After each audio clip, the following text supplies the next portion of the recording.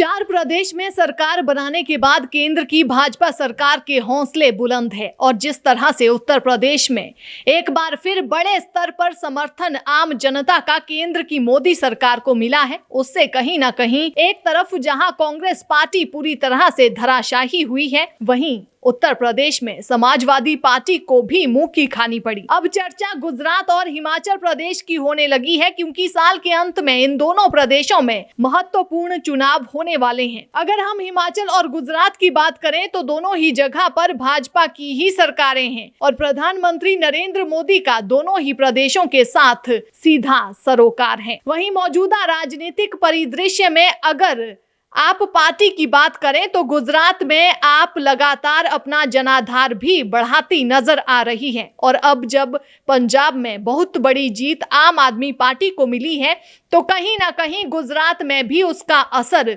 देखने को मिल सकता है। यही कारण है कि केंद्र सरकार और चुनाव आयोग इन दोनों ही प्रदेशों में समय से पहले चुनाव करवा सकते हैं।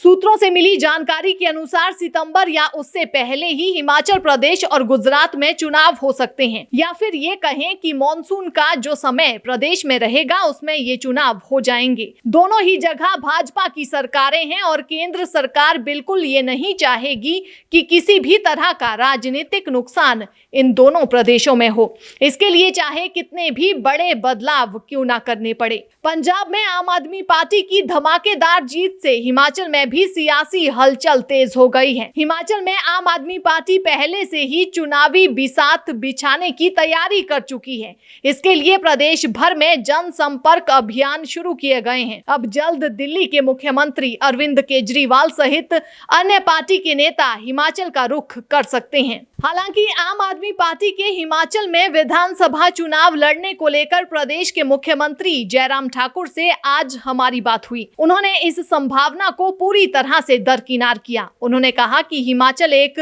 पहाड़ी प्रदेश है और यहाँ पर चुनाव का माहौल पंजाब या फिर दिल्ली की तरह नहीं रहता है। लोग शालीनता से अपने ईमानदार चेहरों को चुनकर आगे भेजते हैं और हिमाचल प्रदेश में इससे पहले भी तीसरे विकल्प के ऊपर काम हो चुका है जिसका कोई लाभ नहीं हुआ था। हिमाचल प्रदेश में विधानसभा चुनावों में अगर तीसरा विकल्प भी जनता के सामने होगा तो इक्का दुक्का सीटें ही वो जीत पाएगा, लेकिन किसी बड़े स्तर पर हिमाचल में कोई नई पार्टी स्थापित हो ऐसा वे नहीं मानते हैं। इसके बाद हिमाचल प्रदेश के नेता विपक्ष मुकेश अग्निहोत्री से भी हमने बात की। उनका भी लगभग यही कहना था कि हिमाचल प्रदेश में तीसरे विकल्प की जगह बहुत कम है और दो ही पार्टियों में हमेशा मुख्य चुनाव होता रहा है और आगे भी होता रहेगा।